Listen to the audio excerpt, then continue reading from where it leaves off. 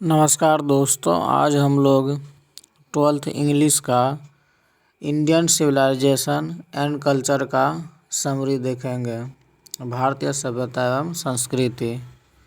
इसके लेखक है महात्मा गांधी। महात्मा गांधी का जन्म 1869 ईस्वी में और मृत्यु 1948 में हुआ था। इसका मेन टिप्स है इंडियन सिविलाइजेशन एंड कल्चर एक निबंध है। महात्मा गांधी का जन्म 2 अक्टूबर 1869 ईस्वी को भारत में हुआ और मृत्यु 30 जनवरी 1948 को। इसे बापू भी कहते हैं। Father of the nation and a spiritual leader, ये worshipper of the truth and non violence, सत्य और अहिंसा के पुजारी, ये freedom fighter, my experiment with truth, yoga India, Swaraj, ये संबंधित सभी महात्मा गांधी से है। इसके बारे में और चर्चा करें तो Mahatma Gandhi was a more spiritual leader than a politician. Mahatma Gandhi used truth and non violence as a chief weapons against the British rule. Mahatma Gandhi completely dominated Indian politics from 1915 till 1948। 1915 से 1948 के समय को महात्मा गांधी युग कहा जाता है। He died at the hand of fanatic Nathuram Godse. My experiment with truth is the autobiography of Mahatma Gandhi. अब इस एसे का समरी देखते हैं। Indian civilization and culture has been written by Mahatma Gandhi. He is the father of the nation.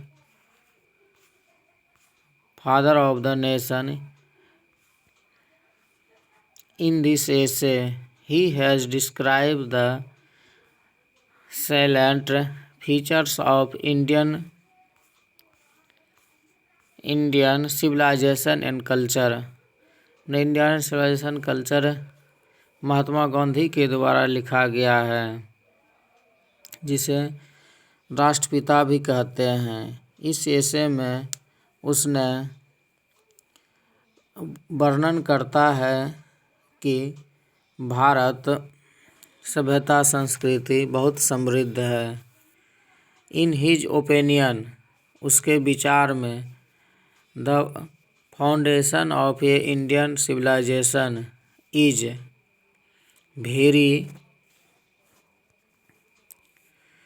Very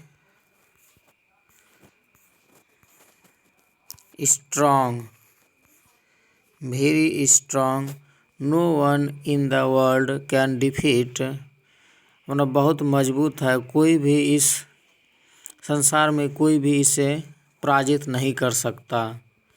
it has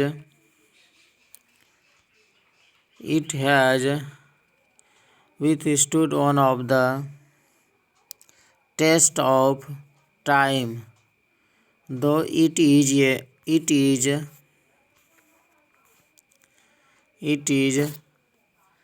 unchanged, yet it is the most ancient and strongest civilization. Neither the world civilization of Rome and Greece nor our modern civilization can match Indian civilization. हमने भारतीय सभ्यता संस्कृति रोम और Greece से तुलना नहीं कर सकते हैं। It is superior to other civilization of the world, यह दुनिया के दूसरे सिविलाइजेशन से बहुत अच्छा है। Civilization is the code of conduct and morality. Civilization हम लोगों को मोरलिटी सिखाता है। It evaluates our morality. The western civilization on the other hand is based on worship, material and increase of want. They have no faith in divine power. Our ancestors liked village life against the city life. They practiced true। फिर आगे देखते हैं home rule। They believed in the proper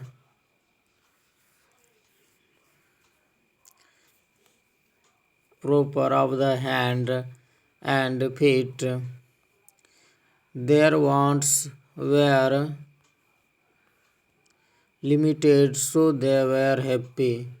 Simple living and high thinking was the motto of their life. Mahatma Gandhi tells there is no harm in assimilating good things from other countries' civilization. Our civilization is suited to our needs and environment. Their civilization is suited to their needs and environment. Really, Indian civilization has no parallel in the world। ये English में हमारा सभ्यता संस्कृति बहुत ही समृद्ध है और हमारे प्रकृति के अनुसार समर्पित है। हमारे पूर्वज साधारण जीवन जीते थे लेकिन उच्च विचार रखते थे और पर्यावरण की रक्षा करते थे। उसका हिंदी में सारांश लिखा गया है। भारतीय सभ्यता संस्कृति महात्मा गांधी के द्वारा लिखा गया है।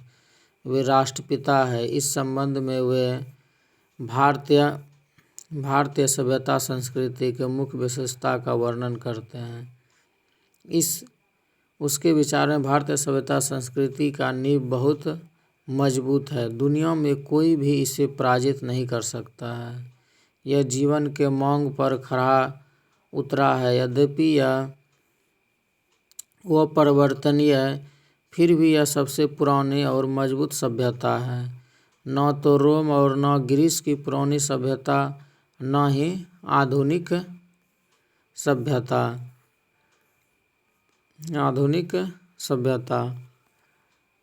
भारतीय सभ्यता की बराबरी हो सकता है। यह दुनिया की अन्य सभ्यताओं से अलग है।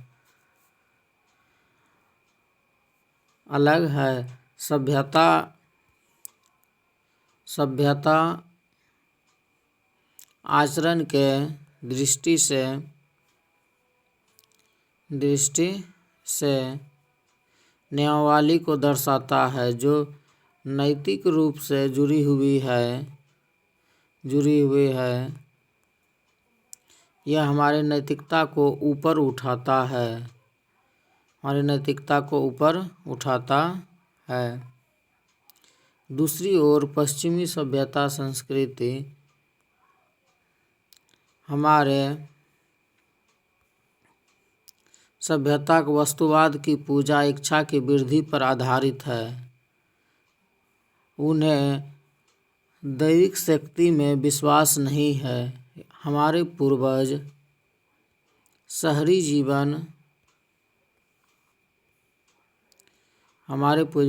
जीवन की तुलना में ग्रामीण जीवन पसंद करते थे।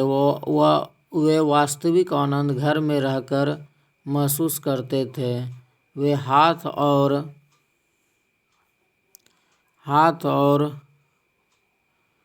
पाँव के उचित इस्तेमाल में विश्वास करते थे। उनकी इच्छाएं सीमित थी, अतः वह खुश थे। सादा जीवन उच्च विचार उनके थे।